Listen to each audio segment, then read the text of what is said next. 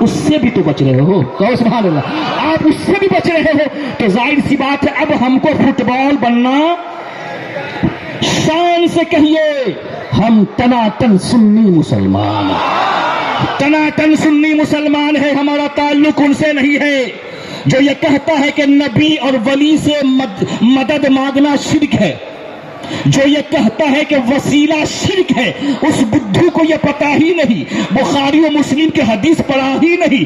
اللہ کے نبی ارشاد فرماتے ہیں انی لست اخشی علیکم ان تشرکوا بعدی، کہ مجھے قطعاً اس چیز کا اندیشہ نہیں کہ میرے بعد میری امت شرک کرے گی، ولیکن اخشی علیکم الدنیا ان تنافسوا فیہا، لیکن مجھے اس چیز کا اندیشہ ہے کہ میری امت کے لوگ دولت کے چکر میں جیسے پہلے کے لوگ برباد ہو گئے تھے ویسے یہ بھی برباد ہو جائیں گے۔ آج برباد نہیں ہو رہا ہے، پتہ ہی نہیں چلتا کہ یہ حلال ہے یہ حرام ہے، پیسہ ہو چاہے جیسا ہو۔ تو عزیزان محترم، سرکار اذان گاچی رحمۃ اللہ علیہ کا تعلق کس سے ہے؟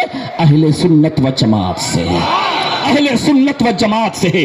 عزیزان محترم، قرآن پاک کی جس آیت ربانی کی میں نے تلاوت کی، بس آخری حدیث سناؤں گا، تقریر ختم کر دوں گا۔ یا ایھا الذین آمنوا اتقوا اللہ وابتغوا الیہ الوسیلہ، اے ایمان والو اللہ سے ڈرو اور اپنے رب کی طرف وسیلہ ڈھونڈو، وسیلہ تلاش کرو۔ میں ظاہر کر دوں گا تو سب کی حالت خراب ہو جائے گی۔ سب گروپ کے علماء کرام نے کہا کہ اس وسیلہ سے مراد مرشد کامل کا وسیلہ ہے کہ نہیں؟ بولیے بلال صاحب، بولیے، اگر اصلاح کر دیجئے گا، میں آپ کا طالب علم کے حیثیت سے آپ کے سامنے بول رہا ہوں۔ اس وسیلہ سے مراد مرشد کامل کا وسیلہ ہے، کہو سبحان اللہ۔ سوال یہ پیدا ہوتا ہے کہ سرکار اذان گاچی رحمۃ اللہ علیہ کے زمانے سے اور آج تک، یعنی صبح قیامت تک، جب بھی آپ جاتے ہیں اذان گاچی کی بارگاہ میں، مرشد مجھے یہ پریشانی آچے، بولیے نا سبحان اللہ، بنگلہ تو بول رہا ہوں نا، اب تو کہو سبحان اللہ، ارے مسکرا کے کہو سبحان اللہ۔ اللہ کے نبی سے زیادہ کوئی مسکرانے والا نہیں تھا، کہو سبحان اللہ، کوئی مسکرانے والا نہیں تھا مسلمانوں۔ جب آپ جاتے ہیں مرشد سے کہتے ہیں مرشد مجھے مشکل اچھے مجھ کو پریشانی دور کروا دیجئے، تو مرشد کیا کہتے ہیں؟ جاؤ پہلے وضو کرو، جاؤ پہلے وضو کرو، 2 رکعت نماز نفل پڑھو، پھر دعا مانگو، الہی تیری رحیمی کریمی سے، تیرے الحج القیوم نام کے وسیلے سے، سرور کائنات فخر موجودات جناب محمد رسول اللہ کے وسیلے سے، جملہ انبیاء علیہم السلام کے وسیلے سے، جمیع صحابہ کرام کے وسیلے سے، تابعین کے وسیلے سے، صدیقین کے وسیلے سے، شہداء کربلا کے وسیلے سے، اور کل اولیاء اللہ کے وسیلے سے، جب ان وسیلوں سے تم دعا مانگو گے اللہ تیری پریشانی کو دور کر دے گا، اللہ تیرے مشکلات کو حل فرما دے گا۔ تو میں نے جب یہ تلاشا تو امام نسائی، امام ترمذی اور امام بہقی جیسے محدثین نے اپنی اپنی تصانیف میں، اپنی اپنی کتابوں میں یہ روایت نقل کی ہے، اور یہ حدیث صحیح ہے۔ یہ کیا بولی؟ حدیث صحیح ہے۔ اب ظاہر سی بات ہے، لوگ کہتے ہیں یہ حدیث ضعیف ہے، ضعیف ہے، جانتے کیوں کہتا ہے؟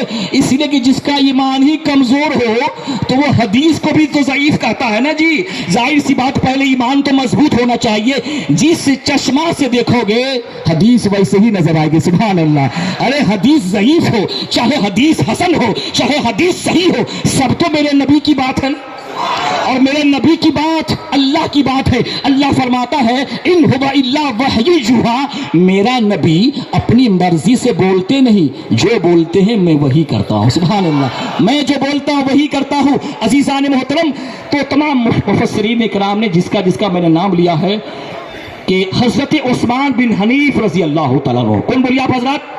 حضرت عثمان بن حنیف رضی اللہ تعالیٰ عنہ فرماتے ہیں کہ ایک دن، ایک روز، ایک نابینا شخص، بلائنڈ شخص، اندھا شخص اللہ کے نبی کی بارگاہ میں حاضر ہوئے اور عرض کی، یا رسول اللہ میں اندھا ہوں، میری آنکھوں میں روشنی آ جائے، میری آنکھوں میں روشنی آ جائے۔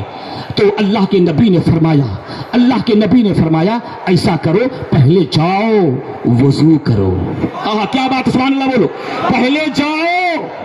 ارے اذان گاچھی کو ان پڑھ بنا کے پیش کرنے والے اور اپنے آپ کو علامہ کہلانے والے، اپنے آپ کو مفتی کہلانے والے، اذان گاچھی سے بڑھ کر ہمارے نزدیک کوئی مفتی نہیں ہے۔ کوئی عالم نہیں ہے. وہ صرف عالم ہی نہیں، یہ بھی یاد رکھیے کہ جو عالم ہوگا، وہ جو ولی ہوگا وہ عالم ہوگا. ہر عالم ولی نہیں ہو سکتا، ہر عالم ولی نہیں ہو سکتا، مگر ہر ولی عالم ہوتا ہے. کہو سبحان اللہ. ہر ولی عالم ہوتا ہے. اللہ کے نبی نے فرمایا اے صحابہ جاؤ پہلے وضو کرو، وضو کرنے کے بعد 2 رکعت نماز نفل پڑھو، پھر ان الفاظ سے دعا مانگو. وہ دعا کیا تھی؟ وہ دعا یہ تھی. تو اس سے کیا پتا چلا کہ اذان گاچھی رحمت اللہ علیہ کی بارگاہ میں جو آپ سے کہا جاتا ہے پہلے وضو کرو، 2 رکعت نماز نفل پڑھو، یہ کس کی سنت ہے؟ اس کی سنت ہے، نبی کی سنت ہے. اور دیکھو جو نبی کی سنت پر عمل کرے وہی مومن، اور جو نبی کی سنت سے ہٹے وہ مومن نہیں.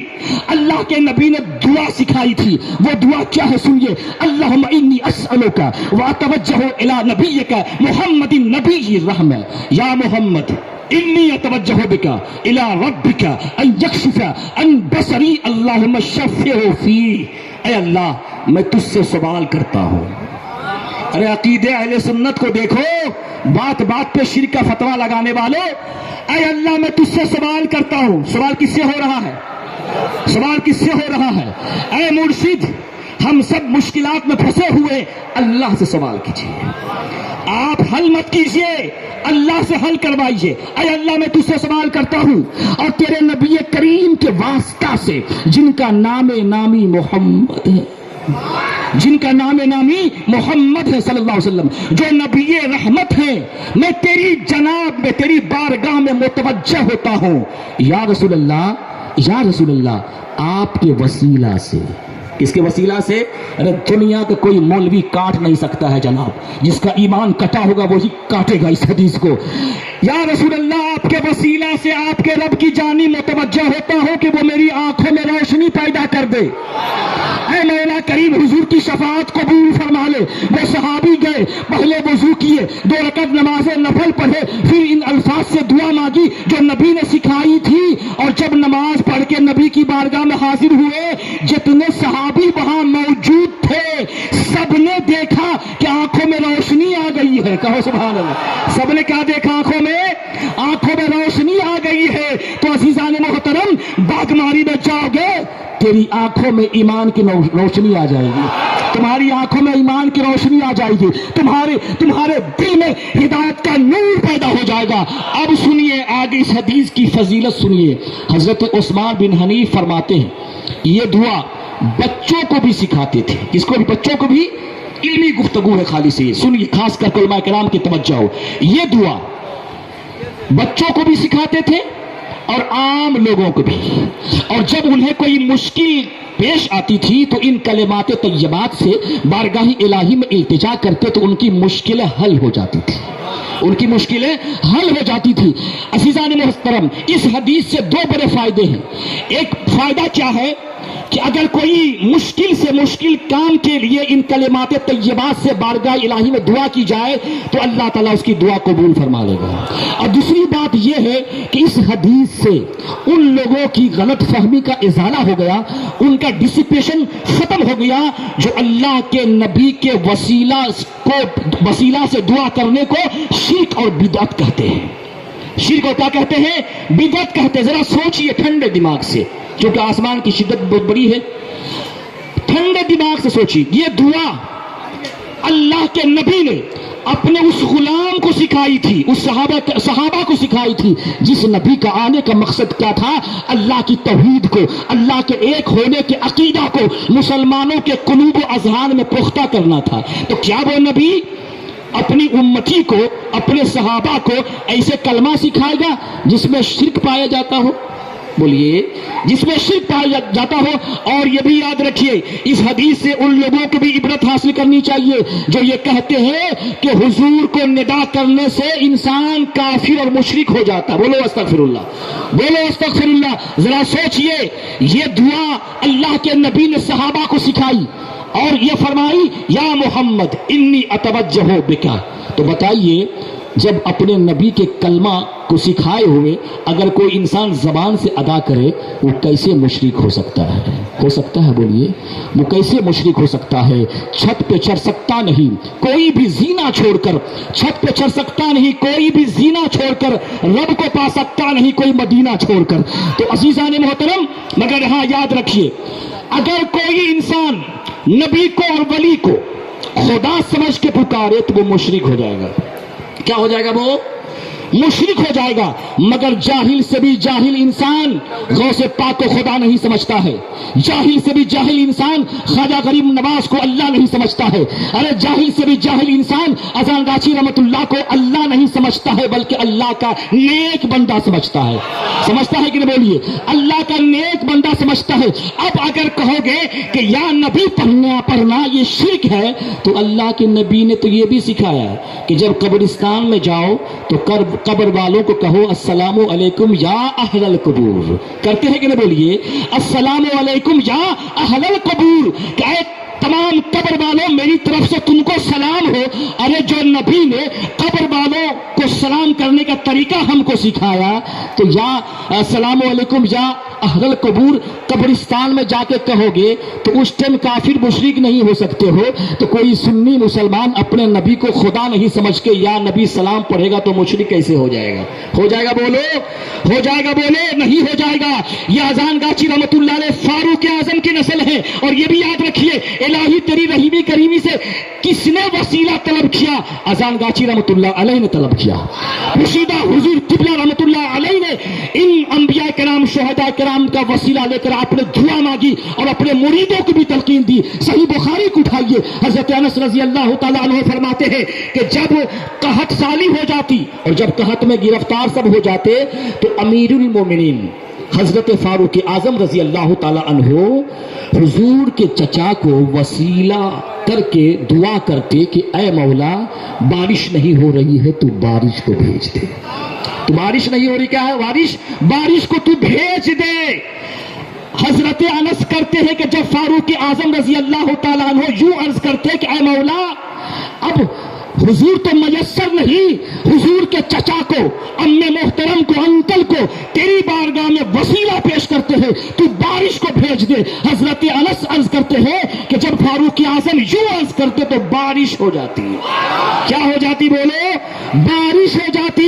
اذان گاچی رحمت اللہ علیہ فاروق اعظم رضی اللہ تعالیٰ عنہ کی نسل سے ہے، اسی لیے یاد رکھو تمہاری نظر گنبد خضرا پہ ہونی چاہیے، فاروق اعظم کی ذات پہ ہونی چاہیے۔ جب تم بھی نبی کا وسیلہ لو گے، ولی کا وسیلہ لو گے، تمہاری دعائیں قبول ہوگی۔ اور اس حدیث سے یہ بھی پتا چلا کہ نبی کا وسیلہ بھی جائز ہے اور ولی کا وسیلہ بھی جائز ہے، اس لیے کہ حضرت عباس صحابی بھی ہیں، ولی بھی ہیں، نبی نہیں ہیں، اس لیے نبی کا ولی وسیلہ بھی جائز اور ولی کا وسیلہ بھی جائز ہے۔ تو عزیزان محترم، وسیلہ سے کہہ کر دعا مانگنا یہ قرآن و حدیث سے ثابت ہے، مگر یاد رکھیے گا جو چند کتابیں پڑھ کر بات بات میں فتویٰ اور بات بات میں بدعت اور شرک کے فتوے لگاتے ہیں، اس سے جانتے خاص کر کے ہندوستان کی سرزمین پر آپس میں اتحاد کا پارا پارا ہو گیا ہے، اتحاد ختم ہو گیا ہے، یونٹی ختم ہو گیا ہے۔ مسلمان آج مسلمان سے اتنی نفرت کر رہا ہے مسلمانوں کہ کافر سے بھی نفرت نہیں کرتا ہوگا۔ اسی لیے یہ شرک اور بدعت کے فتوے بند کرو، مسلمانوں کے ساتھ محبت سے ملاقات کرو۔ یہ مت سمجھو کہ اذان گاچی رحمت اللہ علیہ مشرک ہو گیا، ان کے ماننے والے مشرک ہو گئے ہیں، بدعتی ہو گئے ہیں۔ اسی لیے یاد رکھیے مسلمانوں، علم دین سیکھنا بھی ضروری ہے۔ ہمارے ایک عزیز کہہ رہے تھے 3 بیٹا ہو، میں بنگلہ تو تھوڑا بہت سمجھاؤ، کیا بولے نہیں بولے وہ اللہ جانے وہ جانے، 3 بیٹا ہو تو 1 بیٹا کو عالم دین بناؤ۔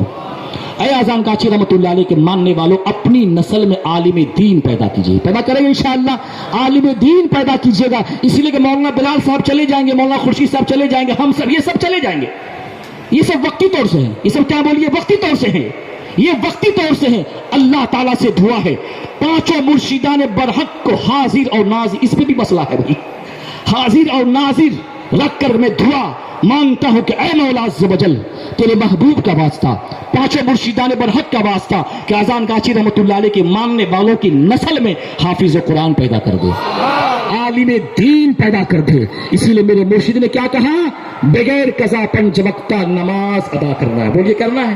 بغیر قضا پنج وقتہ نماز ادا کرنا ہے. جس کی نماز اچھی ہوگی اس کی زندگی بھی اچھی ہوگی. جس کی نماز اچھی ہوگی اس کی زندگی اچھی ہوگی, اور جس کی زندگی اچھی ہوگی اس کی آخرت, اس کی موت اچھی ہوگی, اور جس کی موت اچھی ہوگی اس کی آخرت اچھی ہوگی, اور جس کی آخرت اچھی ہوگی جنت بھی اس کی اچھی ہوگی. اسی لیے فرماتا ہے اللہ کے نبی فرماتے ہیں الصلاۃ عماد الدین, نماز دین کا کھمبا ہے. من اقامہا فقط اقام الدین, جس نے نماز کو قائم کیا اس نے دین کو قائم کیا. اور میں یہاں کیا, یہاں آ جاؤ گے تجھے نیاز بھی مل جائے گی, نماز بھی مل جائے گی. کہو سبحان اللہ. تجھے سب کچھ مل جائے گا. اللہ کے ولی نے کیا فرمایا؟ رزق حلال کھائیے, بغیر قضا پنج وقتہ نماز ادا کیجئے, تقوی پرہیزگاری جہاں تک ہو سکے وہ کیجئے. اور میں دعا کرتا ہوں کہ اللہ تعالیٰ آپ سے زیادہ اس گنہگار کو عمل کرنے کی توفیق و رفیق عطا فرمائے. ان علماء کرام کو اللہ تبارک و تعالیٰ تا دیر لمبی عمر عطا فرمائے, جو آپ کی خدمت کرتے ہیں, جو آپ کی خدمت کرتے ہیں, جو آپ کے لیے آپ کے گھر آتے ہیں, پروگرام کرتے ہیں, مجلسیں کرتے ہیں. ان کے لیے بھی آپ دعا کریں, ہمارے لیے بھی دعا کریں. اور خاص کر کے جس محسن کی بارگاہ میں آپ خراج عقیدت پیش کرنے کے لیے آئے ہیں, اس محسن کی قربانی کو یاد کیجئے, ان محسن کی زندگی کو یاد کیجئے. وہ کھانا کیسے کھاتے تھے, وہ پانی کیسے پیتے تھے, وہ سوتے تھے تو کیسے سوتے تھے.